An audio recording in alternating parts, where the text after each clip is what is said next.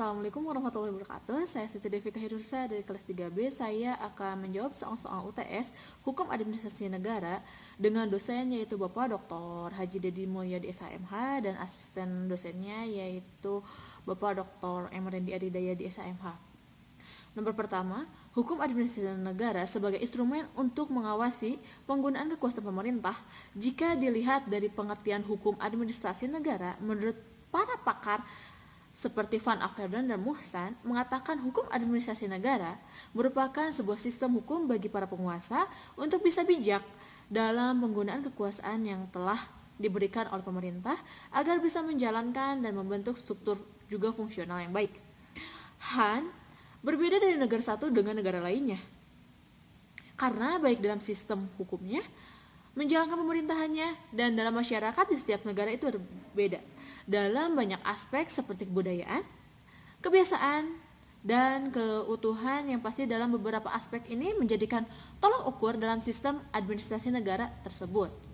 Nomor 2, unsur-unsur pada Eropa kontinental diantaranya 1. Kumpulan peraturan hukum. 2. Hal ehwal kehidupan lembaga eksekutif. 3. Seluk-beluk hanya dititik beratkan pada lembaga eksekutif. Pakar Han Eropa kontinental adalah Willem Konijnenbelt. Nomor 3, ada 2 perbuatan pemerintah. Di antaranya 1. Perbuatan hukum. Perbuatan hukum ini terdiri dari perbuatan hukum privat dan perbuatan hukum publik. Perbuatan hukum ini terdiri dari perbuatan hukum bersegi 1 dan bersegi 2. Untuk perbuatan hukum bersegi 1, contohnya adalah pengangkatan Polri, sedangkan perbuatan bersegi 2, contohnya adalah mengadakan perjanjian atau kontrak perbuatan jalan layang dengan pihak swasta. Yang kedua, ada perbuatan hukum atau konvensi administrasi negara, contohnya yaitu pidato presiden setiap tanggal 16 Agustus di depan sidang paripurna DPR.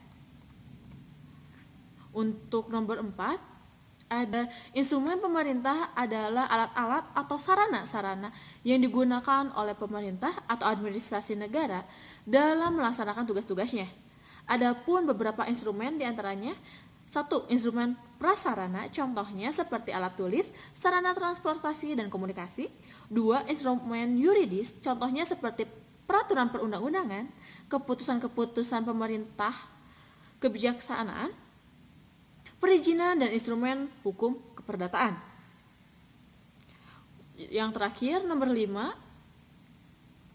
A. Regling merupakan perbuatan pemerintah dalam hukum publik berupa suatu pengaturan yang bersifat umum dan abstrak. Contohnya peraturan lalu lintas tentang pengendara harus memiliki SIM dan menggunakan helm, Undang-Undang Dasar, Undang-Undang, TAP MPR, Perpu, dan Perda. Lalu ada bisiking, adalah suatu penetapan tertulis yang dikeluarkan oleh badan atau pejabat TUN yang berdasarkan perbuatan perundang-undangan yang berlaku yang bersifat konkret, individual, dan final yang menimbulkan akibat hukum perdata, contohnya SK Polri, SK TNI, dan SK dosen. Yang ketiga ada Beleidsregel atau peraturan kebijakan.